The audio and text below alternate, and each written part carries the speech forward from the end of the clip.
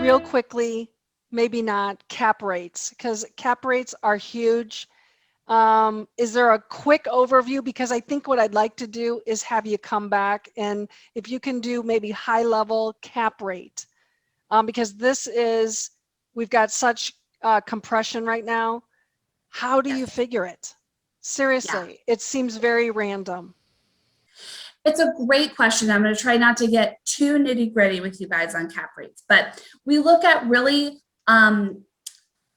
three major things when we're concluding to an appropriate cap rate on a deal. And really, there's four sources, but we don't hang our hat very heavily on the fourth source.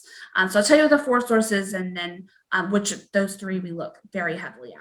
So the four sources are, we look at what are the cap rates indicated by other sales in the area of similar assets.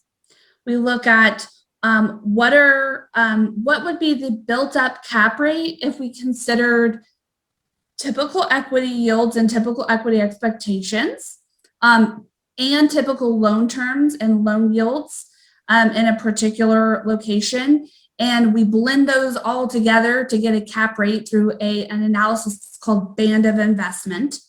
So it's a mathematical formula that takes into consideration both mortgage and equity yields and spits out an appropriate cap rate. We could dig into that for an entire hour if we wanted to. Yeah. Third, we consider what local brokers are telling us is the appropriate cap rate for a deal. And we talk to lots of local market participants, buyers, sellers, brokers, to figure out what they seeing on cap rates on a particular deal. And then fourth, and least importantly, we consider market surveys by sources like CoStar, PwC, some other sources do cap rate surveys. CBRE does a cap rate survey. We look at those, but what we really want to look at is those first three that I spoke about and make sure that all of those are supporting our cap rate conclusion.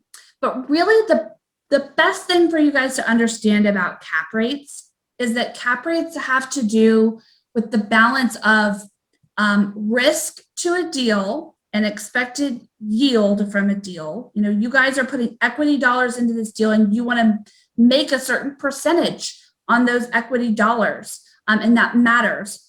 And then we weigh that up against how many equity dollars are out there chasing deals and wanting to buy these deals.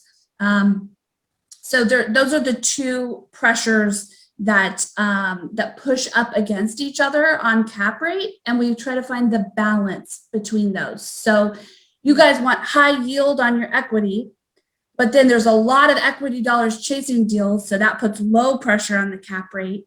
And where do those two meet in the middle? That's the right cap rate.